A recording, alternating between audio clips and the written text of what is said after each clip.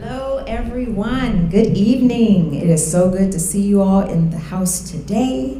Thank you for pressing out despite all of the storms and floods and everything that we're here. I really appreciate that. These are the true people who want to hear this information and see what our community has to offer, our community, everyone else in our community. Well, I'm truly honored to welcome each of you. My name is Lakeisha Wade, and I'm the Manager of Equity and Inclusion here with the City of Frederick, working out of the Mayor's office. As we gather today, we're recognizing and uplifting Disability Pride Month today. This is a time dedicated to celebrating the power, progress, and potential of people with disabilities within our community. Disability Pride Month is about more than just acknowledgement. It's about recentering narratives. For too long, individuals with disabilities have had their stories shaped by limitation, when in reality, their lives are defined by brilliance, creativity, and resilience. This month shines a light on those stories. We recognize the trailblazers who made history, got a little winded there. History, and not just by being seen as inspirational, but by organizing, protesting, and demanding access and autonomy. The Americans with Disability Act didn't just happen. It was fought for, inch by everyday heroes who knew their worth and demanded that the world see it too. Today, that fight continues, not in isolation, but through collaboration. Here in Frederick, we are fortunate to have community-driven organizations that are reimagining what access and inclusion looks like on a local level. Organizations like the Freedom Center, and you heard about them in our previous video, and they offer resources and peer advocacy that empower people with disabilities to live life on their own terms. Organizations like the Arc of Frederick County, helping individuals with developmental disabilities find meaningful connection, independence, and opportunity. Like L'Arche in Frederick, where people with and without disabilities live and grow together in our community. And the YMCA again, whose adaptive, healthy living program creates inclusive spaces where health and wellness truly belong to everyone. And there are many other organizations that are represented within the City of Frederick. These are just a few that are being highlighted, and I would like to hear more about them. All of your work reminds us that accessibility is not a one-size-fits-all solution, but a daily practice of listening, designing, and adapting together. To help lift up and connect organizations like all of the organizations that are represented in this room and the ones that I just mentioned, I would love to make sure that we are creating a database where we're not just gathering together now to hear information, but we'll be able to tap into this information moving forward. If you know of an organization, if you're a part of an organization, or if you, any of that information that you know of the ones that are represented in Frederick, I would love for you to scan this QR code with your phone, put in information related to all of those nonprofits that help everyone in our community, even if it's not just the disability community, but everyone, all of the nonprofits. If you can scan this and put that information in so that we can build a database and we can put that on a city site, something that is accessible to everyone, to go and see and tap into that information so that we can all prosper together. Yes? Thank you so much for that. So that resource will be a hub to promote collaboration and increase visibility. Because when we unite our efforts, we can multiply our impact. And that's the point of doing that. As we move forward into the second half of this year, may this evening reignite our resolve. Let's strive to remove barriers where they remain, whether they are physical, cultural, or systemic. And let's invest in a community where every individual can flourish without exception. It is now my great pleasure to welcome someone whose story will undoubtedly leave an impactful imprint on your hearts and minds. They will be followed by our own Mayor Michael O'Connor. But at this time, please welcome to the stage Miss Frostburg Elks Derby Days, Eileen Dixon.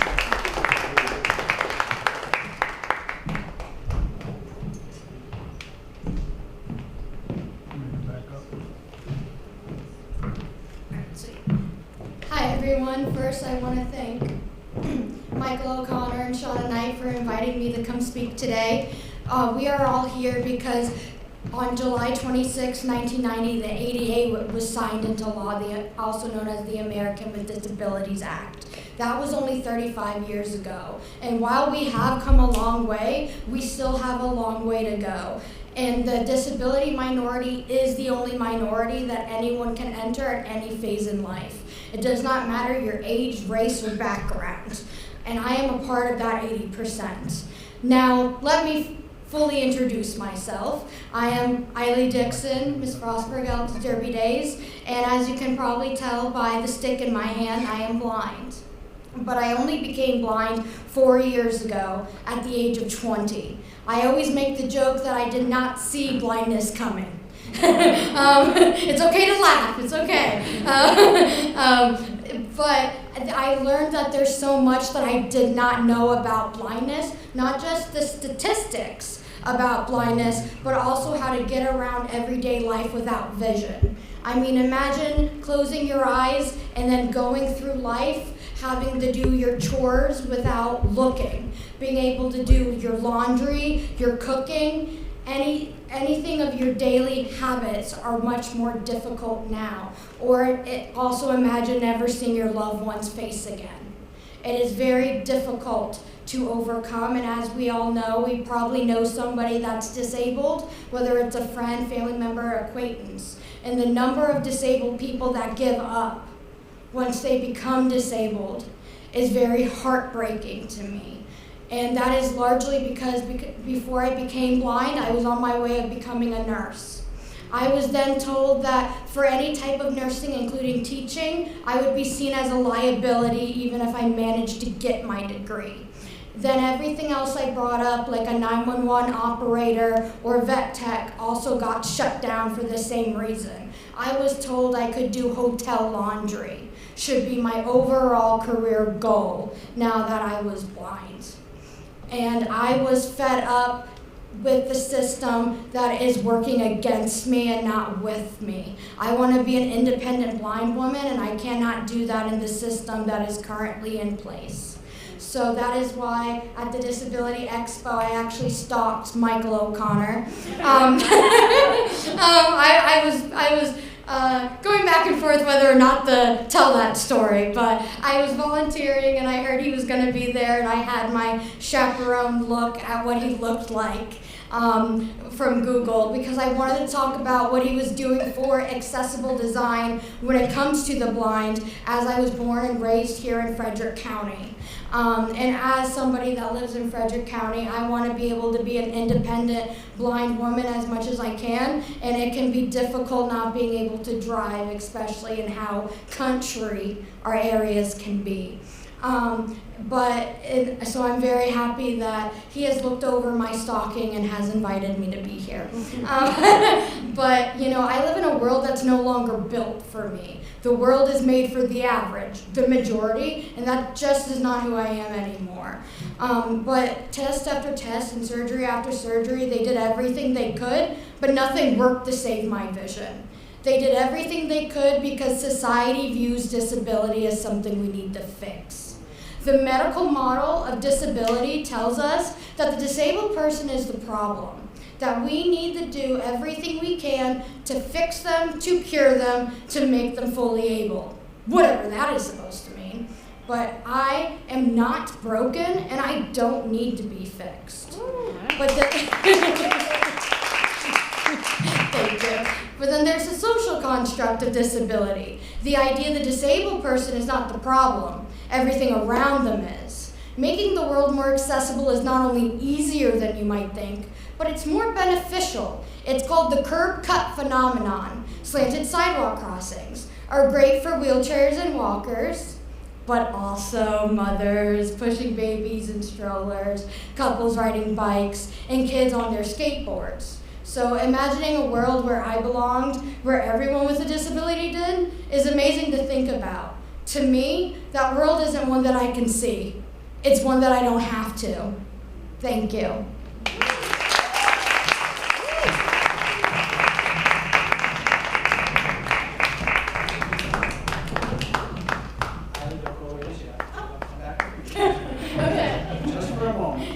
Just for a moment.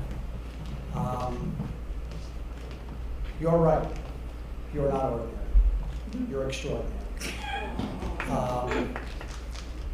Eileen participated recently in the Miss Maryland pageant, and somehow she was not the winner, which I find astounding. What an inspiration. It's so wonderful to have you here. Thank you. Your story, I think, is so uplifting, and it's just the kind of message that at an event like this, we want to hear. I mean, so thank you so much for being here and joining us. Thank you. And the whole reason I even did pageantry is to get connections, to be able to do advocacy for work, as this is now what I want to do long term because change needs to happen. And in pageants, you don't see blind people. I mean, I surely don't, but even the average person does not see blind people. So but I know it's not because the lack of disabled people wanting to do pageants is that they don't make it accessible. So I've been pushing the boundaries a little bit, but I think they need to be pushed. Keep pushing. Keep pushing. Thank you so much.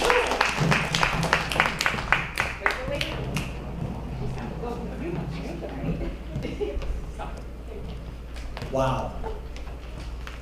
Eileen, thank you again so much for sharing your story with us here this evening. As Eileen said, we met a couple of weeks ago at the World of Possibilities Disability Expo. She told me that she was going to be participating in the Miss Maryland pageant, and through that meeting, and I never considered it stalking in any way other than kind of the most positive things that she can experience as someone in any position, which is someone who wants to talk to someone who they believe can affect a change that's meaningful in a community. And I will take that opportunity every time someone in the community wants to approach me and talk about how we can make our community a better place. Your advocacy, your resilience, and your drive is truly an inspiration to all of us, and we appreciate very much being a part of our program. I want to thank all of you for being here as well as we celebrate Disability Pride Month. I will say Eileen made me feel a little bit old because I'm pretty sure that she doesn't remember when the ADA was signed. I do. I wasn't born yet. Thanks. So this is really an important time, I think, for us to come together and discuss what it truly means for Frederick to be a city that works for everyone. I want to thank Lakeisha and our team here at the city for organizing this event today. And I want to highlight that our current art exhibit at City Hall will feature creative expressions presented in partnership with the ARC of Frederick County. It is artwork by talented individuals with developmental disabilities. It will be on view beginning on July 7th through August 1st. In Frederick, we just don't talk about inclusion. We are working to build it every day. I think you can see that in our programs, in our public spaces, and our partnerships with the nonprofits that we've gathered here today. We work to keep accessibility at the center of our design and our policy as a commitment to equity and belonging. I am not going to tell you today that we are perfect and that we have achieved everything that we want to achieve, but I will tell you that we will continue to work and we will continue to try and we will not stop until we are finished. It may take some time, but we're committed to the work. One of the examples is Abilities Unlimited, which you heard about earlier, a parks and recreation program where youth of all abilities can play adaptive sports like wheelchair pickleball, tennis, basketball, using specialized equipment. It also includes events like the Spring Sing-Along, which brings people together through music and a joyful and inclusive space. We also see inclusive design in places like our new Seniorscapes Park at Monocacy Village Park. Through created spaces with older adults in mind, it is designed for everyone with mobility challenges, because when we plan with accessibility at the core, and I think Eileen spoke to this, it works for the whole community. Everyone in the community can benefit from that adaptation. Frederick is proud to support a strong and active deaf and hard of hearing community, rooted in the legacy of the Maryland School for the Deaf, which has served generations in our community. That tradition of deaf leadership continues with the future Maryland Deaf Community Center, a $6 million, 11,000 square foot facility designed by and for the deaf community. Once opened, it will serve as a hub for learning, gathering, and advocacy, and as a testament to what is possible when communities lead and cities invest with inclusion. We're honored to have Larry Cohen as a panelist here today, who is a representative for the Maryland Deaf Community Center, and the city was honored to be a participant in helping to fund that project as well. Frederick is also building inclusive partnerships in public safety. The Frederick Police Department works with the Maryland School for the Deaf to strengthen communication and trust, building relationships between police officers and citizens through our student resource officers, as well as through past internships and training that help officers better serve deaf and nonverbal residents. With these efforts, we're also shaped by strong local advocates, like Deborah Walken, the lead independent living specialist at the Freedom Center, and another one of our panelists today. She helps ensure that residents with disabilities have the tools to live independently. Shauna Mulcahy is our third panelist and the executive director of the ARC of Frederick County, a community where people with intellectual disabilities are not just included, but deeply valued and respected. These leaders and the organizations they represent show what is possible when we follow the lead of the disability community and create a city for everyone. Frederick is a place where we are building an inclusive future together.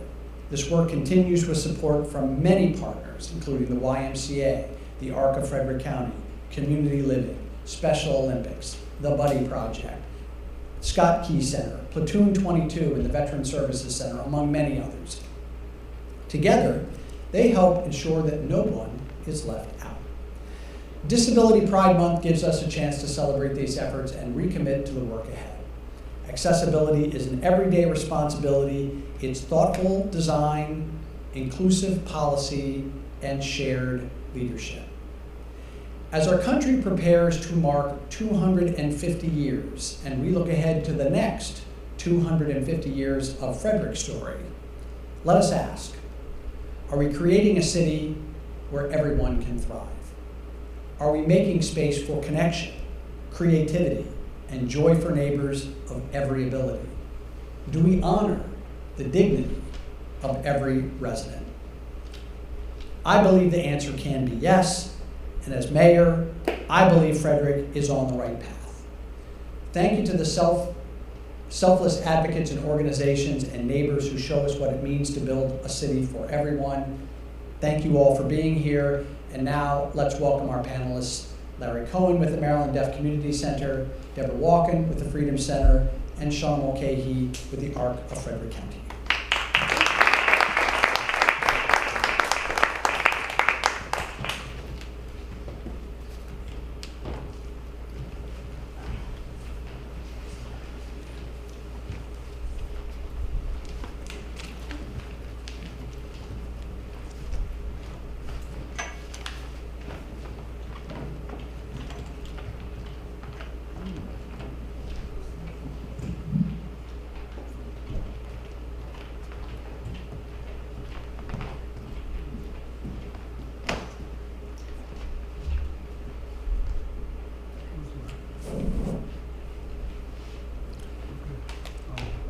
Thank you all again for being a part of our program here this afternoon. If we could begin just by having each of you tell us a little bit about your organization and what has personally inspired you to be involved in this effort. Deborah, let's begin. My organization is the Freedom Center, as you said earlier, and we are one of 7 independent living centers in the state of Maryland. We serve Frederick and Cal County, and our core services are helping individuals live as independently as possible, and that is in any way that they desire to live. We have advocacy, self-advocacy, systems advocacy, transportation. We help with independent living skills.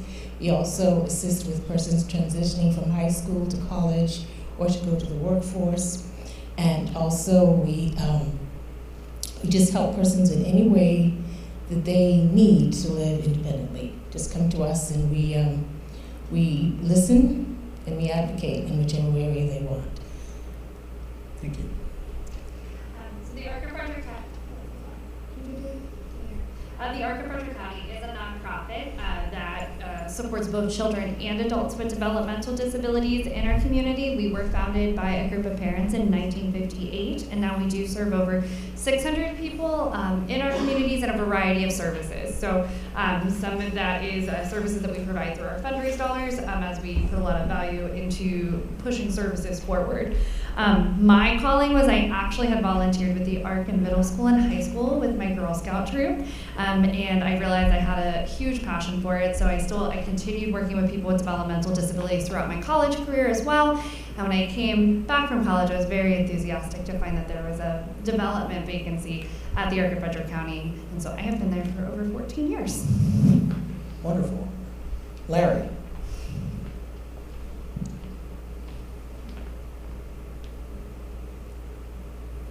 Hi there, I'm a representative for the Maryland Deaf Community Center, which, if hopefully we progress as expected, will be opening in December. It's a central space for deaf people to gather for community education, community events, social programs, information sharing, and referrals for services. We'll also have things available for anyone from someone with a hearing loss or someone all the way to someone who is deaf and blind. So we'll be able to serve the entirety of the deaf community. Thank you. Our first video is with Christopher Alley from the Platoon Veteran Services Center, an organization dedicated to supporting service members, veterans, and their families. And you'll be able to see that down here on the monitors.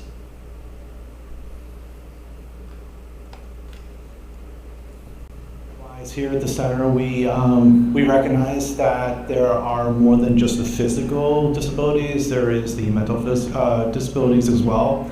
So we have a really big selection of different types of counselors here, from the Martinsburg Vet Center to a study with USU that has a study from Walter Reed with virtual reality, PTSD study.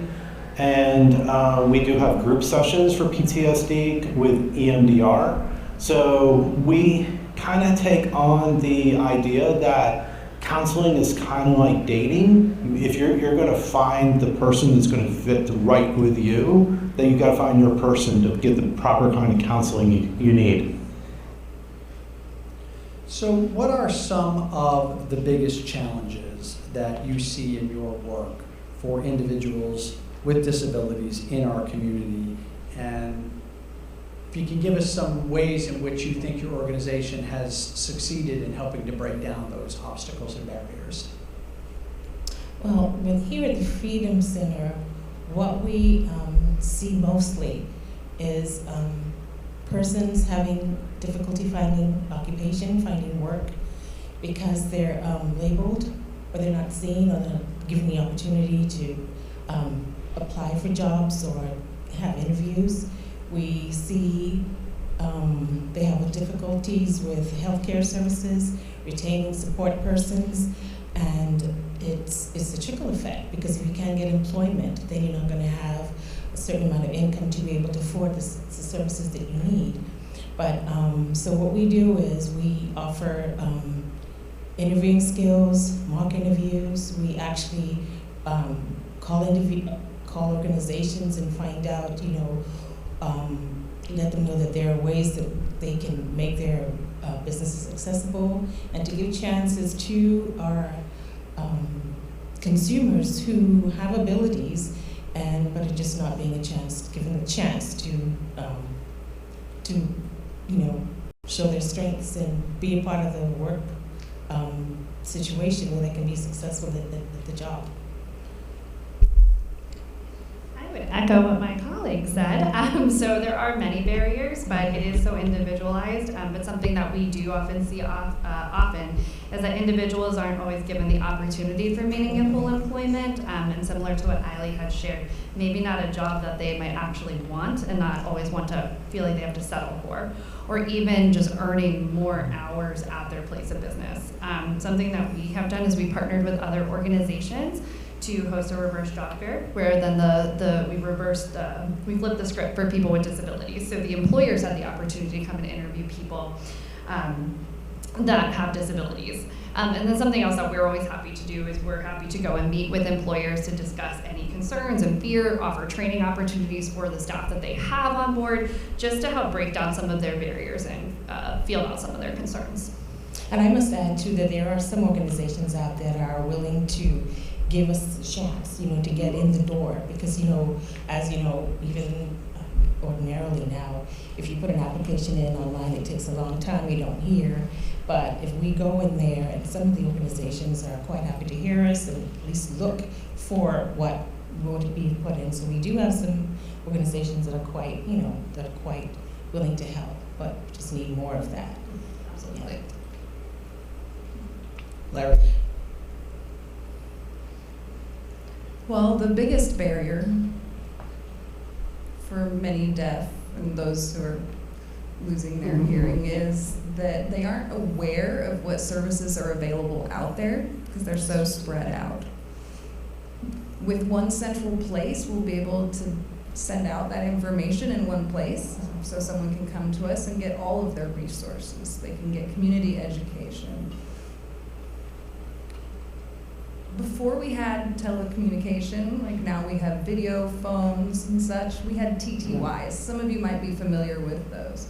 Years and years before the TTY, deaf people shared information by picking one central space, maybe a deli shop, and they would have an advertisement board there for rent, for jobs, and such. And they would post notes on that billboard, and they would meet on Saturday at 2 o'clock in that area. So deaf people would be shopping for food and they'd see that that was happening and they'd make a plan to meet everyone in that specific time and specific place. And that's how the deaf community communicated with each other back in the day, and that's how they got information out there. As far as Frederick County, we have 40 to 50,000 deaf folks or people with hearing loss, ranging from hearing loss to being someone who relies on oral communication to being deaf or deaf-blind. As far as Frederick the city, I'm not sure the exact number, but I would guess somewhere between 3,000 to 8,000. We don't have specific data on that right now, but that's where we believe it's at. We are going to go to another video. This is with Eric Zimmerman from the Buddy Project. The Buddy Project is a nonprofit that is dedicated to making the lives of people with disabilities more independent through technology, training, and advocacy. What we do is we'll go around to different autism parent support groups and tell them that just because your kid got a diagnosis of autism, it doesn't mean it's the end of the world. That they can be very successful yet, and there's a lot of programs, a lot of help that was not out even 10, 15 years ago when I was going through the school system. I was diagnosed as autistic until 11th grade, and that was in a way a fluke how that happened. But they just saw me as different. They couldn't figure out what it was. And labeled me with all kinds of diagnoses and put me in a different classroom. So, it really gives people nowadays, their kids get diagnosed with autism and they just get really scared and get really upset. So we go around to these parents and support groups, and I like to speak to the parents and show them this is what I've done, this is what I've experienced. I was even able to find the whites, a little bit of an atypical way, but I share that in books. My wife's from South Africa, and so but explain that autism is does not mean that your child cannot have happiness in their life and be productive. Can each of you talk about the myths about disabilities that I think the community needs to hear and understand from your perspectives?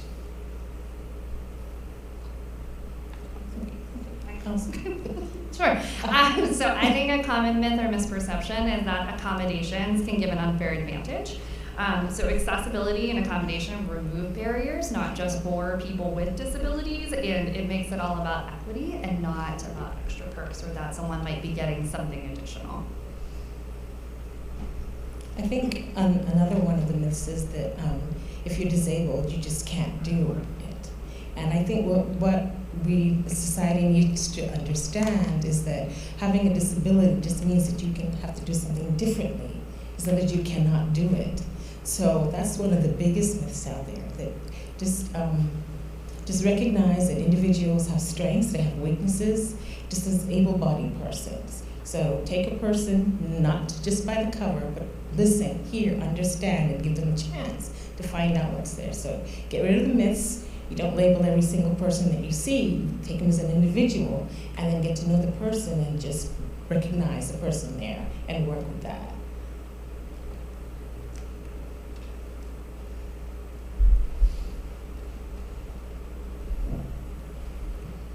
Well, I'm glad to say that in Frederick, it's awesome out there for deaf folks, hard of hearing, deaf blind folks. One thing that I've noticed is people say, can you read lips? Not everyone can do that. Not everyone reads lips. There's about 40 to 50,000 people who live in Frederick. And sure, maybe if they have a hearing loss, they might speak really clearly, but not everyone does that, and not everyone can read lips, so keep that in mind. Another thing to keep in mind, don't ask them what their disability prevents them from doing. Ask them what they can do. Those are two very different things. Thank you. It's really helpful. I think that appreciate you saying nice things about being deaf in Frederick, but I think what we also want to be is honest about where we are, and I want to hear from each of you. How can cities like Frederick do better? How can we become more accessible, more inclusive? Tell us what we need to know that we don't know.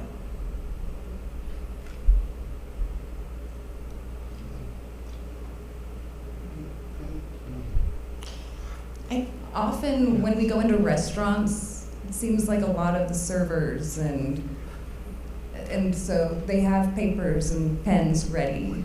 If you go to different stores and restaurants in the community, there's people who have that experience of having that communication barrier, but I feel like that happens less in Frederick because we have people who maybe they used to work at Gallaudet, or there's more and more people here who sign because we have so many more people here who are deaf. This is a hot spot for deaf retirees here in Frederick. We get a lot of, we're gonna get more in the coming years too. So especially with Bloomsfield, that development over there near Wegmans, on Monocacy Boulevard, that is blowing up. We're getting lots of seniors over there. So I'm happy to report that Frederick is really doing great with access to communication. I'm not meaning to say everything's perfect and we can sit back and relax. We need to keep working, but make sure we have those accommodations. Make sure you have pens and papers ready. Take ASL classes. MDCC will be providing those classes. Frederick Community College provides those classes. Your children can take classes in public schools. And also keep in mind that not every public school has ASL classes, but do encourage your children to take them if they're available. As we've stated, I think Frederick is doing great with inclusive programming. I think as long as we continue to not stay stagnant and we continue to give the extra effort and look at all of our wonderful community organizations that we can continue to collaborate to continue to expand programming to truly be inclusive, and we just, I think, not staying stagnant is the key, so we keep pushing forward. And I agree with what both of my colleagues said, but also I would say that accessibility, we can still work on that a little bit more, especially the city, downtown area, you have older buildings and sidewalks, and like I don't do a lot down in the city because, the walking with the cane and the sidewalks, and so that would help in making more the newer buildings that you're building to remember that it's accessible. Think about accessibility all the time as we go forward too. So that's kind of the direction we're going to head next. We have a video from a representative from the Maryland Deaf Community Center.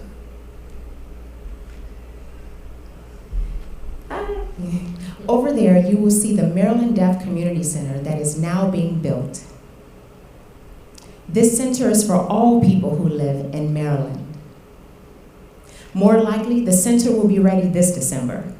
Yes, we will have multi-purpose gym where it will include everything like sports, wedding, or proms. We will also have a room where you can sit and do your work or chat with friends. Or we are excited. Yes, it is so exciting. See you there. Yay! So can you talk about this role of universal design and how accessible communication is critical to the services that you provide, the role that you play? Well, like I was just saying, universal design, especially now in the city where we're having trouble with affordable housing too, that's one of the other issues we have with the disabled community. If you have accessible design now in the beginning, then you don't have to go and retrofit later. So as you build a building, you're talking about having no steps and bathrooms, bedrooms on the first floor, just technology where you can, for hearing or the blind, just make it inclusive. Do it one time, and then we won't have to, worry about it later on. So. Accessible communication is very critical in our services, so everything is so individualized based on what people need. So it's just really important that we look at each person, figure out what they need, that if they need a communication device or any sort of digital accessibilities, and everyone may have a different sensory or cognitive or language needs, so it's just really critical to assess what that is, figure out how to meet that need so everyone can be engaged fully.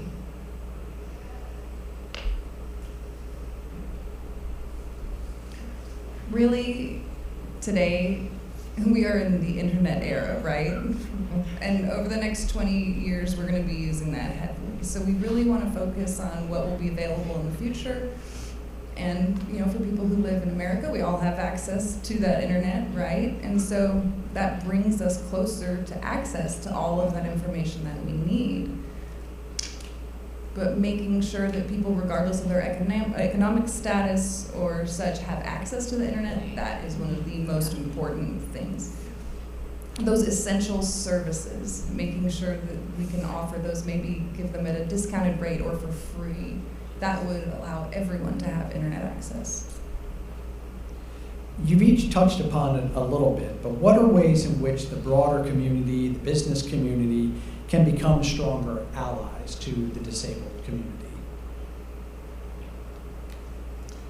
Well, I know that I've said it before, but I think if people could hire people with disabilities, it would really help those individuals' livelihoods. But also, I think making spaces and services, which I think both of my colleagues have already mentioned, accessible by default, like the seating options, large print menus, auditory signage, a lot. And I know many of other disability organizations would be super happy to partner, provide trainings, collaborations, or anything that you might have a simple question about. We want to help the people we serve and make Frederick more inclusive. So I think relying on each other to help us move forward. I think collaboration is the key, because all of us offer individualized services. All of us have consumers that are different with different needs. So we have organizations out there, and we try to do that, to partner with organizations so that they can get the information firsthand, what's needed, what would be needed down the road, and the people that they can help and assist. And, so collaboration, listening to the disabled community and the nonprofits, the people that serve the people that are disabled, to find out how you can help. That's the number one key, I think, for us to be able to make this work for everyone, really. Larry? Collaborating with the deaf community, or those who have hearing loss or are deaf and blind. The important thing is to keep an open mind and keep an open heart. Just be there. Share information. Refer if you feel it's appropriate. Ask for what way you can help. Don't just take over. Ask how you can help. I think that's the most important thing. So I'm a big believer that the power of a good story can really convey powerful messages and truths to people. And so if each of you could perhaps share with us a story about really meaningful impact that your work has had in the community.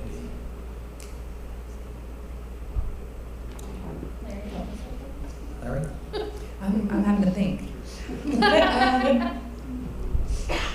So when the community first heard that we had received the funds to build the community center, it was unbelievable. Just the way the community reacted. People were just so excited, just absolutely thrilled. They had felt that there had been so many years of being lonely and isolated, and older folks living in nursing homes far out, or people being in the country, right? So we have new families who are moving in, and maybe they just have one child who's deaf. And they say, okay, I know the deaf school's over there, but maybe I should put them in a mainstream program so that they're home all week. And so in this area, we've set up quite a great representation for the rest of the state as to what they should do. What strategies are we using? We're a model for them. There's over 20 different states that have reached out to us and asked us how we're doing it. And we guide them through that process, because we really want that positive impact to not just be here in Maryland, but in other states as well. We want every state to have something like we have.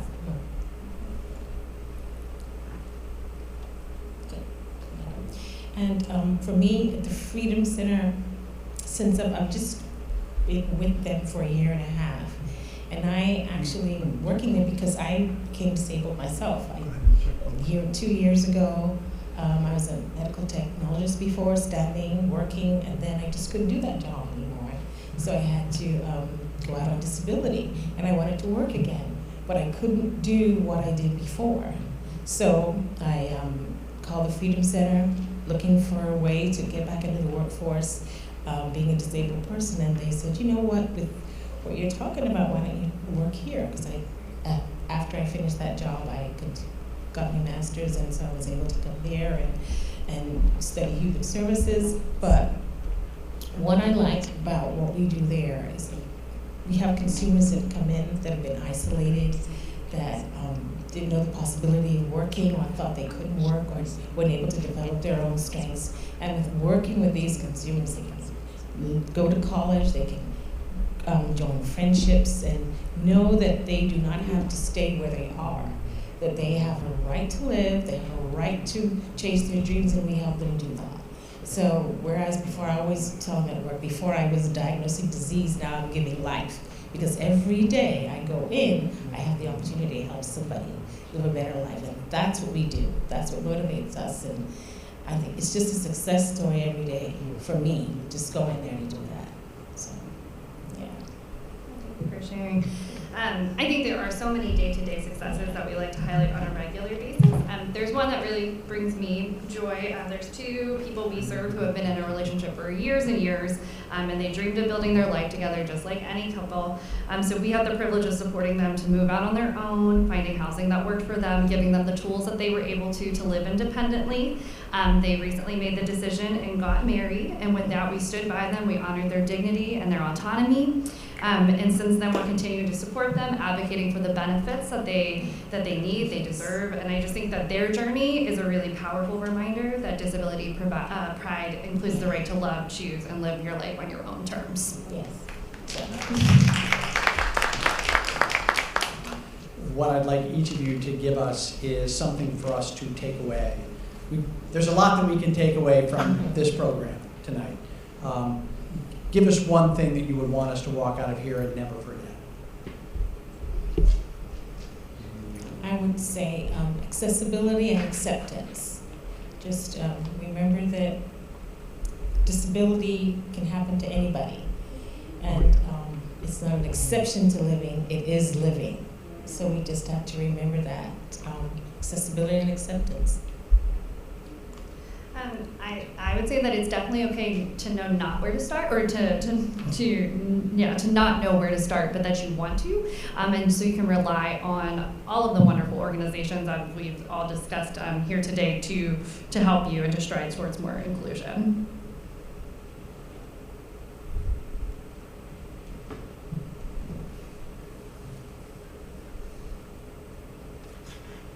information is power.